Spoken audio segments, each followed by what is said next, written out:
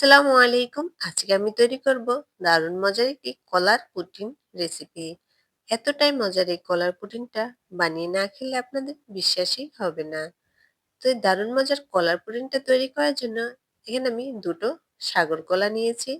আপনার চাইলে যে কোনো কলা দিয়েই পুডিংটা তৈরি করে নিতে পারেন। কলা দুটো ছিলে একটা বেলনের ঝাড়ে নিয়ে নিব।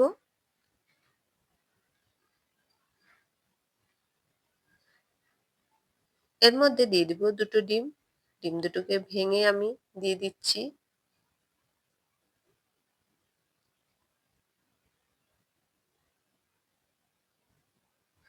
এরপর দিয়ে দিচ্ছি চিনি। চিনিটা আপনাদের পছন্দ অনুযায়ী দিবেন, যে যেমন মিষ্টি খেতে পছন্দ করেন। আমি ৪ টেবিল চামচ চিনি দিয়েছি। এরপর দিয়ে দিচ্ছি সামান্য একটু লবণ আর ২ টেবিল চামচ দিয়ে দিচ্ছি গুঁড়ো দুধ।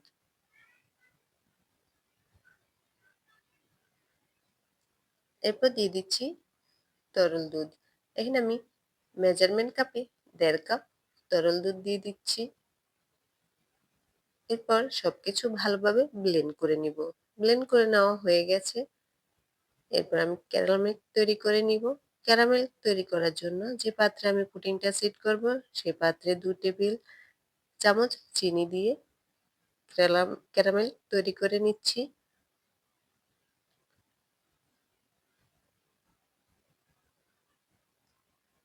এরপর পুডিংয়ের মিশ্রণটা একটু ছেঁকে তারপরে বাটিতে সেট করে নিব।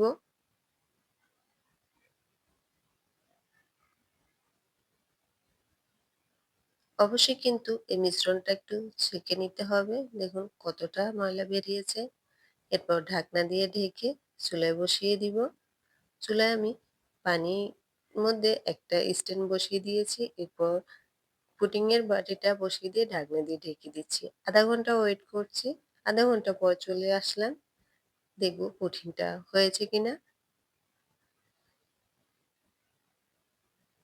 একটা কাঠি দিয়ে আমি একটু দেখিয়ে দিচ্ছি। দেখুন কাঠির গায়ে একদমই লেগে থাকে না। পুডিংটা হয়ে গেছে। এবার একটা পাত্রে আমি সেট করে নিব। প্লেটটা একটু ছোট হয়ে গেছে, তাই আমি অন্য আরেকটু বড় একটা প্লেটের মধ্যে পুডিংটা সেট করে নিব। দেখুন পুডিংটা কতটা সুন্দর হয়েছে, আর খেতেও কিন্তু খুবই মজার হয়েছে। এভাবে বাসায় বানিয়ে ট্রাই করে দেখবেন। আর আমার ভিডিও যদি আপনাদের ভালো লেগে থাকে তাহলে প্লিজ আমার ইউটিউব চ্যানেলটি সাবস্ক্রাইব করে দিবেন। পাশে থাকা বেল আইকনটি অন করে রাখবেন। তাহলে আমি ভিডিও ছাড়ার সঙ্গে সঙ্গে আপনাদের কাছে পৌঁছে যাবে। আর লাইক, কমেন্ট, শেয়ার করতে ভুলবেন না। তো আজকের মতো এ পর্যন্তই। সবাই সুস্থ থাকবেন, ভালো থাকবেন। আল্লাহ হাফেজ।